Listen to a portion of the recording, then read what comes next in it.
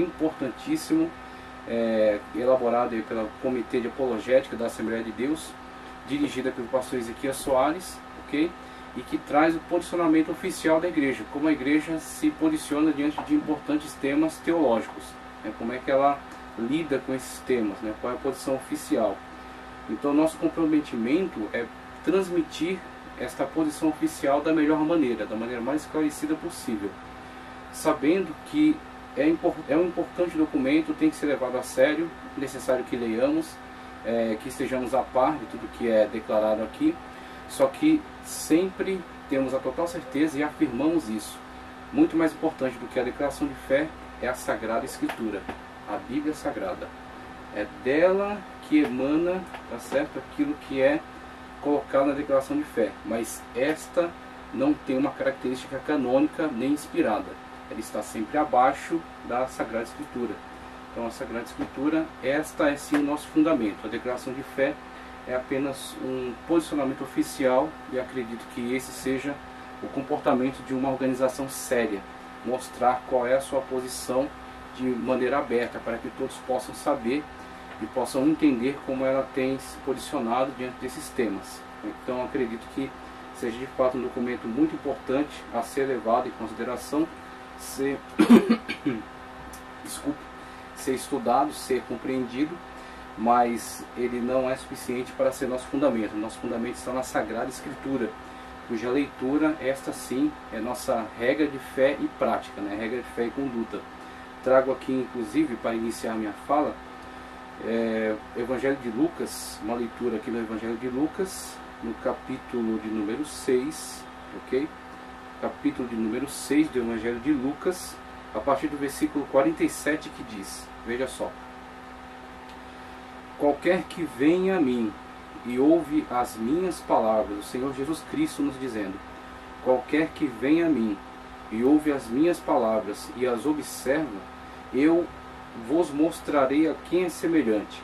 É semelhante ao homem que edificou uma casa e cavou e abriu bem fundo e pôs os alicerces sobre a rocha, e vindo enchente bateu com ímpeto e corrente naquela casa e não pôde abalar, porque estava fundada sobre a rocha, que é Cristo Jesus, a rocha secular, ok? Mas o que ouve e não pratica é semelhante ao homem que edificou sua casa sobre a terra, ou sobre a areia, sem alicerces, na qual bateu com ímpeto a corrente e logo caiu. E foi grande a ruína daquela casa. E assim acontecerá com todos aqueles que tentarem firmar os seus passos, a sua maneira de viver, sua maneira de servir a Deus em cima de credos ou declarações de fé ou documentos eclesiásticos. Temos que estar firmado em Cristo, a rocha secular. Aí sim nós poderemos prosseguir até as mansões celestiais, glorificando o nome de Deus e dando testemunho da verdade, ok? Então estamos aqui para falar acerca do documento importante, a declaração de fé, mas cientes que a Sagrada Escritura, esta é sim o nosso fundamento. Então damos início aqui, como já havia falado, estamos falando da parte soteriológica e cristológica, do documento da declaração de fé da Assembleia de Deus. E começando já a lidar com esse documento, passamos aqui já as primeiras leituras. Veja só, os artigos que vamos tratar aqui é o 3º, o 6º e o 7º. Artigo 3º, 6º e 7º, que dizem: o 3º, cremos, ok? Cremos no Senhor Jesus Cristo, o Filho unigênito de Deus, plenamente homem, na concepção e nascimento virginal. A Igreja, a Assembleia de Deus, ratifica essa posição. Posição essa que é adotada por cristãos sérios há séculos, ok? Há muitos séculos, enquanto tem preservado a verdade das Sagradas Escrituras. E novamente declaro, é dela que emanam o fundamento para esse posicionamento. Esse posicionamento é uma leitura e uma exposição daquilo que a Sagrada Escritura declara. Então, é a Sagrada Escritura que declara que Cristo foi concebido virginalmente por um ato miraculoso de Deus. Tá, ok? Então, Espírito Santo de Deus quem operou este grande milagre. Então a igreja ratifica essa posição. nascimento virginal, em sua morte vicária ou substitutiva, né, morrendo por nós, para pagar diante de Deus os nossos pecados na cruz do Calvário, expiatório, o sangue da expiação, tá certo? Não mais que cobre, mas que apaga o pecado, em sua ressurreição corporal dentre os mortos, ok? Que ele ressuscitou verdadeiramente ao terceiro dia, e a sua ascensão vitoriosa aos céus como Salvador do mundo, onde está sentado à destra de Deus, ok? Ele tem o governo de toda a história, como Estevão, que declarou até a morte mesmo, até ser martirizado, declarou a verdade da palavra de Deus, foi sentenciado e foi morto pelo Sinédrio, mas enquanto estava sendo apedrejado, viu os céus abertos e o Filho de Deus de pé à destra de Deus, recebendo ele. Ele entregou o seu espírito e ainda pediu para que não imputasse esse crime aos seus exatores. Então é nesse Cristo que nós cremos, e é este Cristo que nós estamos declarando. É a declaração de fé da Assembleia de Deus através dos artigos, né? O cremos está ratificando esta visão bíblica, ok? Também o sexto, na necessidade absoluta do novo nascimento pela graça de Deus mediante a fé em Jesus Cristo e pelo poder atuante do Espírito Santo e da palavra de Deus para tornar o homem aceito no reino dos céus, ok? Então, necessidade absoluta do novo nascimento, regeneração, justificação, santificação pela graça de Deus mediante, né, a fé. Então, a graça mediante a fé. A fé é a porta de acesso, então, para esta grande graça de Deus. E como veremos de uma forma mais abrangente, agora no estudo um pouco mais teológico, a graça preveniente que nos habilita a ter uma posição, tomar uma posição de fé, somente por causa desta graça preveniente. Sem ela não poderíamos tomar qualquer tipo de posição, por causa da corrupção total da humanidade, na qual estamos incluídos, ok? Então a visão da graça preveniente nos habilita a tomar uma decisão de fé, para sermos então transformados pelo Espírito Santo de Deus, que está convencendo o homem do pecado, da justiça e do juízo. Então, constantemente o Espírito Santo de Deus está interagindo conosco, mediante a fé e pelo poder atuante do Espírito Santo, conforme diz aqui, e da palavra de Deus para tornar o homem aceito no reino dos céus. Cita João 3, 13 a 8 e Efésios 2, 8 e 9. E o sétimo artigo do cremos, conforme declara aqui, cremos, né, no perdão dos pecados, ok? Na salvação plena e na justificação pela fé. Salvação plena e justificação pela fé. Veremos que esse posicionamento e o desenvolvimento teológico que é dado a ele ao longo do documento, ele vai prevenir a igreja contra certas heresias que têm surgido e têm se difundido, que estão tentando minar a eficácia da morte vicária de Cristo Jesus, do sacrifício de expiação do seu sangue. Estão tentando minar, né, o poder, a potencialidade desta obra salvífica, acrescentando outros meios pelos quais o homem deva alcançar a sua salvação, como guarda do sábado, ou então acreditando que o homem não pode ter certeza de salvação porque haverá um juízo futuro, investigativo.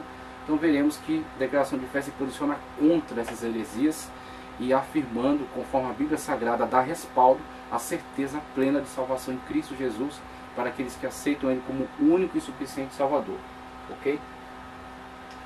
Pela fé no sacrifício efetuado por Jesus Cristo em nosso favor, ok? Cita Atos 10, 43, Romanos 10, 13, também o 3, 24, 26, Hebreus 7, 25 e também o 5 e 9. A abordagem, então, vamos fazer, mesmo que nos artigos seria a primeira parte cristológica, mas preferimos abordar a primeira soteriológica. As duas são de igual importância, mas a soteriológica ela traz aí também um embate, uma certa polêmica teológica, e queremos desenvolver isso com toda a tranquilidade, com todo o respeito, ok? Mas também com toda a firmeza de posicionamento, para mostrarmos o que a declaração de fé está nos respaldando aqui como visão oficial da Igreja Assembleia de Deus. Então, abordagem soteriológica e cristológica, esclarecimento acerca da posição oficial da Igreja sobre a doutrina da salvação. E teremos que discutir um pouco de arminianismo, calvinismo e definir a posição da Assembleia de Deus. E já adianto aqui, vimos isso de uma forma muito clara na declaração de fé, que o seu posicionamento não é necessariamente nem arminiano nem calvinista, ok? É um posicionamento bíblico. Então, isso que eu achei mais interessante e que eu achei mais prudente, para que não sejamos vítimas de rotulações. Então, essas rotulações elas são prejudiciais, porque muitas das vezes você fica rotulado a determinado movimento, você adere a ele como se fosse um time de futebol, fosse um partido político, e você deixa de ver outros aspectos que são importantes e que são bastante edificantes de outro posicionamento teológico. Não estamos aqui dizendo que o calvinismo seja herético, não estamos aqui dizendo que o calvinismo seja descartável. Estamos dizendo que em alguns pontos não concordamos e vamos mostrar em que a declaração de fé discorda, tá certo, desses posicionamentos teológicos, em que ela concorda em certo aspecto com o arminianismo, posição arminiana, tá certo, mas não para dizer-se arminiana, não para rotular-se arminiana, mas sim para dizer-se bíblica. Então, se o posicionamento arminiano temos concordado com ele em relação à leitura da Sagrada Escritura, então que caminhemos juntos, mas o foco é a palavra de Deus. A palavra de Deus é o fundamento. Cristo, ele só é a rocha. Nem Calvino, nem Armínio, nem qualquer outro teólogo. Somente Cristo. Solos Cristo, como diz a Reforma. Refutação às heresias acerca de Jesus Cristo. Também pretendemos alcançar, né, este objetivo. Então, foco primeiro no sexto, na necessidade absoluta do novo nascimento, pela graça de Deus, mediante a fé em Jesus Cristo e pelo poder atuante do Espírito Santo e da palavra de Deus para tornar o homem aceito no reino dos céus. E o sétimo também, no perdão dos pecados, na salvação plena e na justificação pela fé no sacrifício efetuado por Jesus Cristo em nosso favor. Sétimo, artigo 7º do Cremos. Já quero trazer aqui uma ressalva. Eu gravei 4 vídeos, cada um deles tem mais de 1 hora, então totaliza quase 5 horas de gravação, somente na parte soteriológica do Cremos. Eu falei detalhadamente de todas as referências e falei paulatinamente, pausadamente sobre essas explicações. Mas neste vídeo, meu objetivo é ser mais conciso, ser mais objetivo, mais direto, ok? Vou ser mais econômico aqui na fala. Pretendo que esse vídeo seja mais rápido, ok? Então, eu não vou ler as referências, eu vou ler os apontamentos que eu faço sobre elas e vou reportar esses outros 4 vídeos onde eu expando, faço uma gravação muito maior para ler inclusive as referências, tá certo? Então eu vou ser muito mais objetivo aqui, mas tem outro vídeo disponível onde eu faço uma leitura mais extensa das referências. Vamos seguir. Capítulo 10 do Cremos, tá certo? Da Declaração de Fé, ou da DF. Sobre a salvação. Cremos, professamos e ensinamos que a salvação é o livramento do poder da maldição do pecado.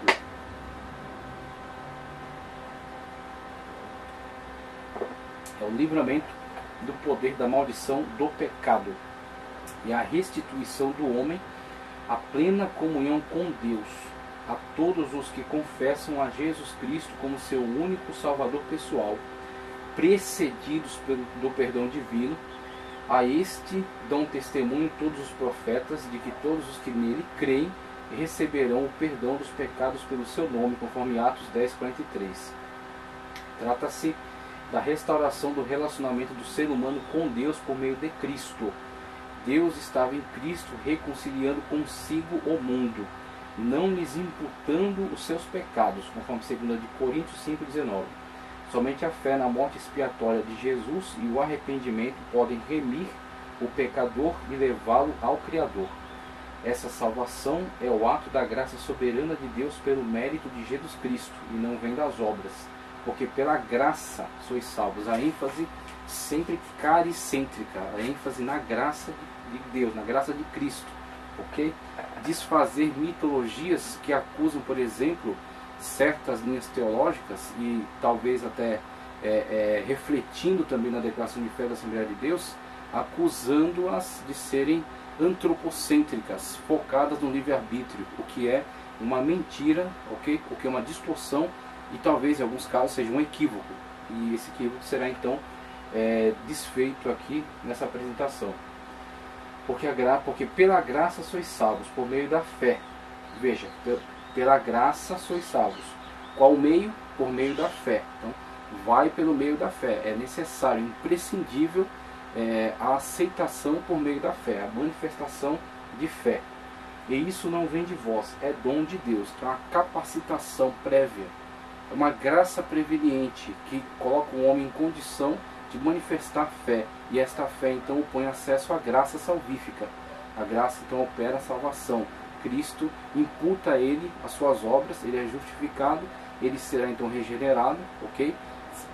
Entra no processo no qual ele é santificado plenamente diante de Deus para ser salvo, e ele entra também num processo de santificação no qual ele rejeita as antigas obras do pecado e agora totalmente se santifica, se coloca totalmente em purificação para que possa ser templo e morada do Espírito Santo de Deus. Então vemos que isso é um processo muito importante, conforme colocado na Sagrada Escritura. Isso não vem de vós, é dom de Deus. O homem não pode se auto-salvar. Não vem das obras, para que ninguém se glorie, conforme Efésios 2, 8 e 9. Então, o homem não pode se auto-salvar. Até é interessante corrigirmos certas falas que não têm uma má intenção, mas mesmo que não tenha, tem que ser corrigidas, porque levam a um equívoco. Por exemplo, aquela fala que era muito comum: dê um passo para Deus, que Deus dará 10 passos para você. E na verdade essa fala acaba criando um laço, acaba criando uma armadilha contra a verdade, né? Contra aquilo que a Sagrada Escritura afirma. Eu não tenho condições de nem dar este passo para Deus, se antes Deus, por meio da sua graça preveniente, não me capacitasse a ver, primeiro, que sou um pecador, segundo, que eu preciso de Cristo para a minha salvação, e tudo isso operado pelo Espírito Santo de Deus. Então nem o primeiro passo eu não tenho como dar.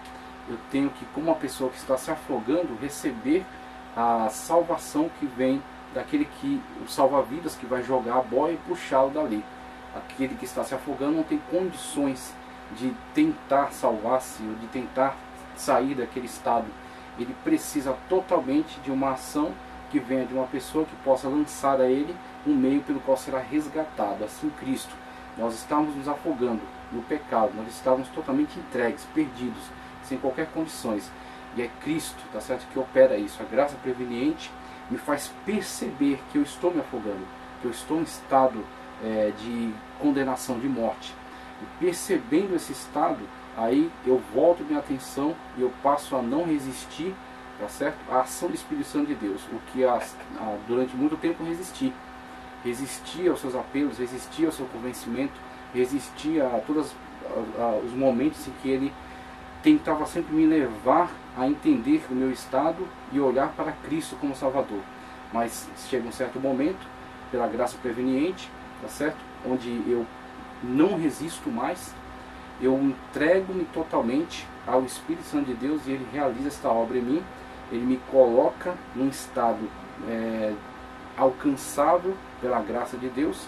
Sendo alcançado por essa graça, sendo salvo, eu passo agora a assumir parte da responsabilidade de santificação. Tenho que perseverar.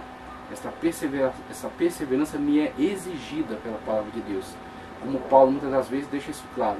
Paulo, inclusive, em relação a si mesmo, dizia que tem que tomar cuidado para que, pregando aos outros, não se perca ele mesmo. Então Paulo também expressa essa necessidade do cuidado, né, de que nós também cooperemos com Deus. Mas isso é possível, nunca será possível antes, é só possível depois que Deus mesmo realiza em nós esta grande obra. Okay? Então temos que tomar cuidado com essas palavras, que mesmo que elas não tenham uma má intenção, elas acabam levando a um equívoco. Eu não tenho como dar um passo para Deus. Deus é que tem que dar 11 passos ou mais, para que eu possa ser então salvo. Okay? A graça preveniente capacita-me então a enxergar esse estado de pecaminosidade e permitir então não resistir à ação do Espírito Santo de Deus em mim. Veja, ele inicia aqui, né, tratando aqui acerca dessa parte da soteriologia, com salvação para todas as pessoas. Então ele vai dar uma ênfase aqui em relação a essa questão de que a salvação, a obra de Cristo é para todos, ela visa a todos, ela busca a salvação de todos, ela é suficiente para todos. Então Cristo oferece graça suficiente. Cristo não oferece graça limitada, ok? Ele oferece graça suficiente a todos. Agora, quem participará desta graça? Aí entra a questão da condicional. A condicional é a fé. Então, aqueles que não resistem ao Espírito Santo de Deus e por causa do Espírito Santo de Deus manifestam a fé. E uma vez que participam com a fé, tá certo? Creem no Filho de Deus, creem na obra salvífica de Cristo, estão incluídos então por causa da sua obra, por causa do seu sacrifício vicário, ok? Mas tem que ter esta aceitação em fé, tem que ter essa manifestação de fé, que é garantida, né, que é possibilitado pela graça preveniente. Veja, salvação para todos. Um dia todos os seres humanos comparecerão diante do Senhor, Criador de todas as coisas.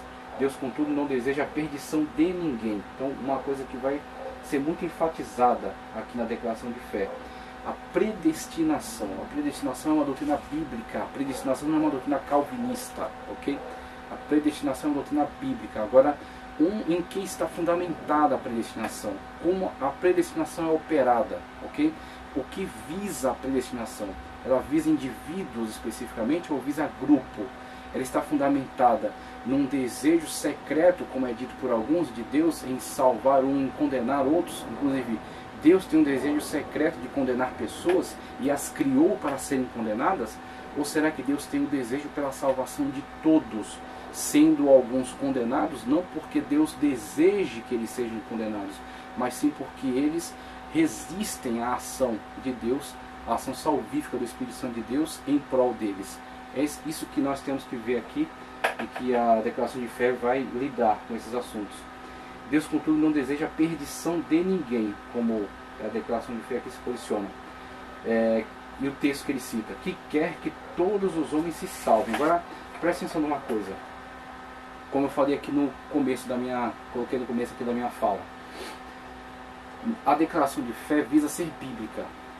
Então ela não está de antemão tentando endossar qualquer tipo de teologia.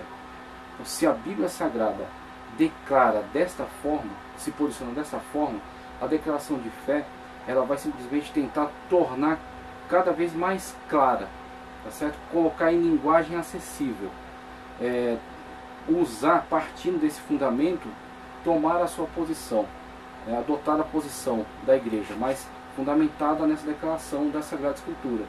Então, partindo dessa declaração, que é muito clara, tá certo? Que é muito óbvia, ela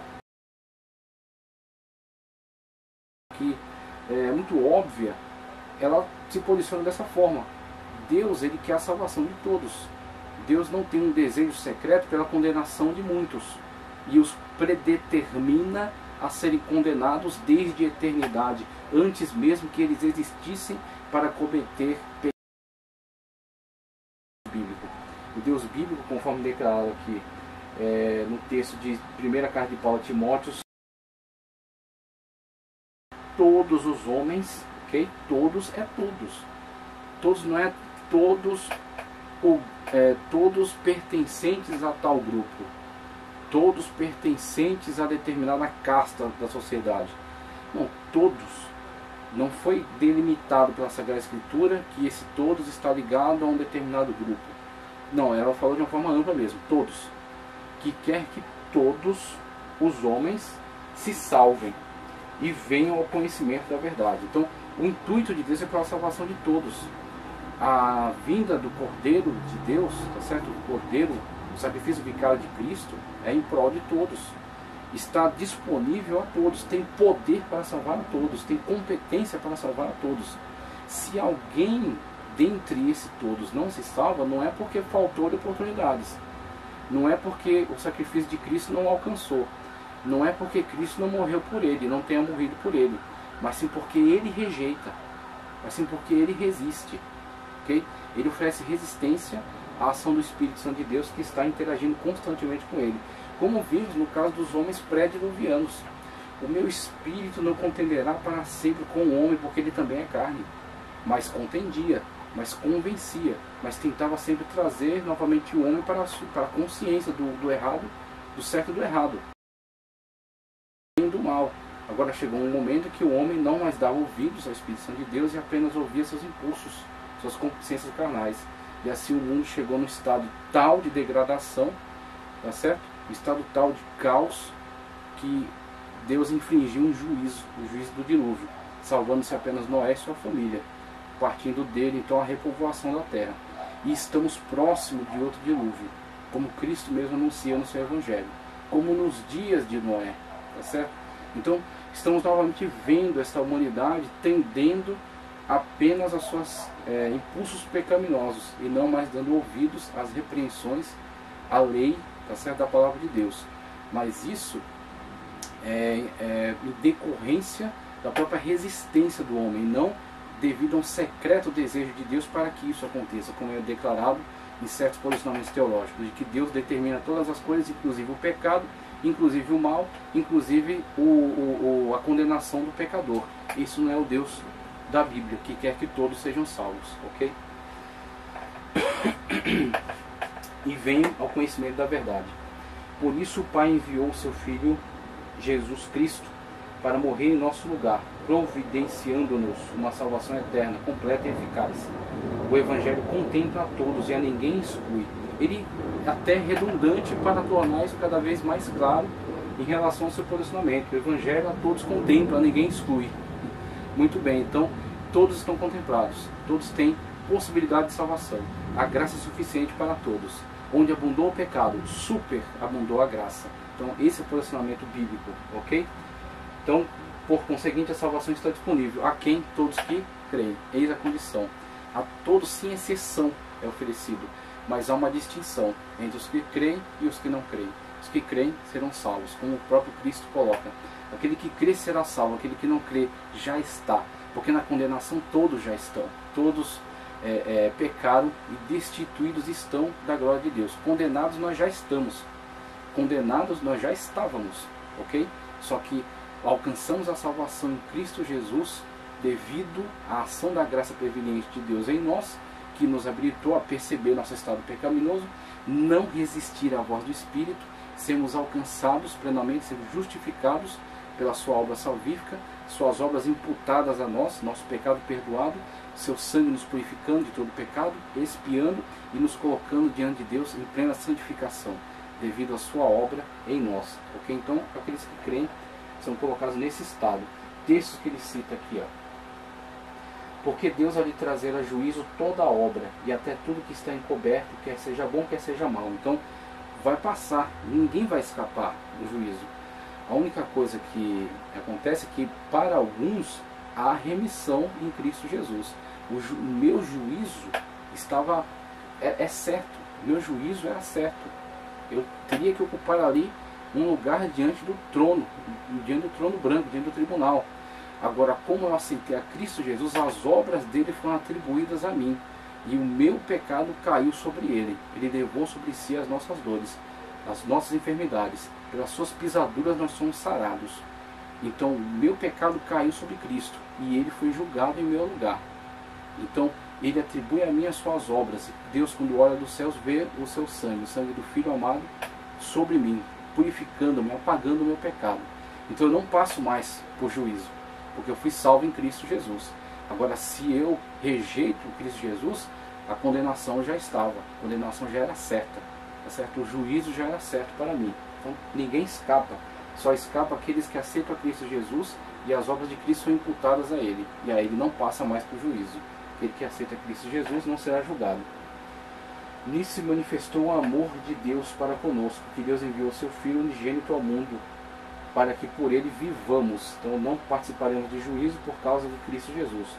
Alimpai-vos, pois, do fermento velho, para que sejais uma nova massa, assim como estáis sem fermento, porque Cristo, nossa Páscoa, foi sacrificado por nós. 1 Coríntios 5, 7. Cordeiro pascual, tá certo? Aquele cordeiro através do qual o sangue é colhido, é aplicado nas ombreiras e na verga da porta, e o anjo da morte não atinge aquele que está coberto pela marca do sangue do cordeiro. Então temos que ter o sangue do cordeiro na nossa vida. A limpar do fermento, como já li, e sendo ele consumado, veio a ser causa de eterna salvação para todos que lhe obedecem. Não é só aceitar Cristo uma vez, há décadas atrás, e embarcar na falsa ideia de que uma vez salvo, salvo para sempre. Por quê? Porque a palavra de Deus é que nos diz: e sendo ele consumado, veio a ser causa de eterna salvação. A salvação de Cristo nunca vai expirar, nunca vai perder a validade, nunca vai deixar de ser eficaz. Como hoje hereges têm levantado certos rituais, né, podemos até dizer essas macumbas evangélicas que têm sido colocadas na atualidade e que têm atentado contra a eficácia da obra salvífica de Cristo, trazendo de volta Yom Kippur até totalmente equivocado, tá certo? Porque isso foi tornado obsoleto, e foi tornado obsoleto por causa da eficácia da salvação em Cristo Jesus. A salvação em Cristo Jesus é totalmente eficaz e é eterna, não perde a validade, não perde o poder. Agora, para que eu possa estar constantemente acessando, possa estar constantemente incluído dentro dessa obra salvífica, é necessário, da minha parte, obediência, sujeição, ser escravo de Cristo para a salvação, ou ser escravo do pecado para a morte.